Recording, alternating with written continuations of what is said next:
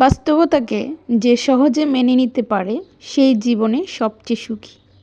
জীবনে আল্লাহ তাআলা যা দিয়েছেন তা যদি হাসিমুখে গ্রহণ করতে পারেন তাহলেই আপনি সুখী। কিন্তু আমরা মানুষ সে জায়গায় একটু ব্যতিক্রম। আমরা আমাদের নিজেদের অবস্থানে কেউই সুখী না। আমরা প্রত্যেকেই মনে করি আমরা আমাদের অবস্থানে দুঃখী, আর ওই লোকটা তার অবস্থানে অনেক সুখী। আসলে এটা কিন্তু একটা ভুল ধারণা।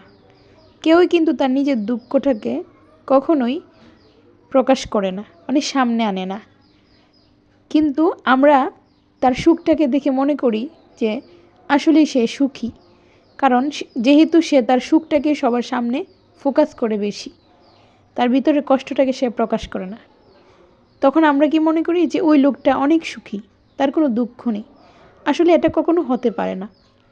একটা মানুষের জীবনে সুখ দুঃখ সব কিছু মিলেই জীবন। একটা মানুষ কখনোই পরিপূর্ণভাবে সুখী হয় না, আবার কখনোই পরিপূর্ণভাবে দুঃখীও হয় না। দুটো মিলেই কিন্তু তার জীবনটা তৈরি হয়। তাই আমরা অন্যের সুখ দেখে বা অন্যের ভালো থাকা দেখে, অন্যের স্বাচ্ছন্দ্যে থাকা দেখে আমরা নিজেরা একটু জেলাস ফিল করি। আমরা মনে করি অমুক তমুক অনেক ভালো আছে, জীবন নিয়ে অনেক সুখে আছে, তার অনেক কিছু আছে, আমাদের কিছুই নেই। কিন্তু এটা একটা ভুল ধারণা। তারও কিন্তু অনেক কিছু নেই, কিন্তু আমরা সেটা জানি না। খুব কাছের না হলে কিন্তু এটা জানারও কথা না। তাই নিজের অবস্থান থেকে নিজের জীবন নিয়ে কখনোই দুঃখী দুঃখী ভাব আনবেন না। সবসময় আল্লাহ তাআলার উপর ভরসা রেখে, বিশ্বাস রেখে এবং শুকরিয়া আদায় করবেন। কারণ আমাদের জীবনে আমাদেরকে ভালো রাখার সম্পূর্ণ দায়িত্ব হচ্ছে আমাদের রবের। আমরা যদি আমাদের আল্লাহকে সঠিকভাবে স্মরণ করতে পারি তাহলে আমাদের সব কিছুর দায়িত্ব কিন্তু উনিই নেন। কিন্তু আমরা কি করি, সে জায়গায় ওনাকে ভুলে যাই। একটু কষ্ট পেলে বা পরিবারে একটু কোনো কিছু নিয়ে ঝামেলা হলেই আমরা আমাদের আল্লাহকে অনেক দোষারোপ করতে শুরু করি। এটা কখনোই করা উচিত নয়। আমরা যেমন আছি, আমাদের জীবন নিয়ে যতটুকু ভালো আছে আলহামদুলিল্লাহ বলে নেওয়া উচিত। কারণ আলহামদুলিল্লাহর মধ্যে অনেক অনেক বরকত আছে।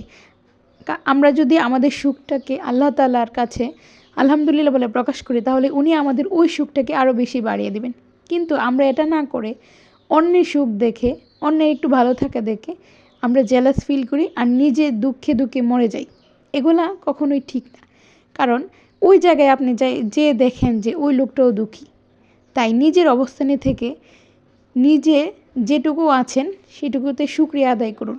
কারণ আমি মনে করি প্রত্যেকটা মানুষকে আল্লাহ তাআলা যতটুকু দিয়েছেন ততটুকু কিন্তু সেই ভারটা কিন্তু বহন করতে পারবে বলেই দিয়েছেন। তাই যদি দুঃখও দিয়ে থাকেন সেটা সে বহন করতে পারবে বলেই দিয়েছেন। তো আজকে ভিডিওটা এ পর্যন্তই। ধন্যবাদ সবাইকে।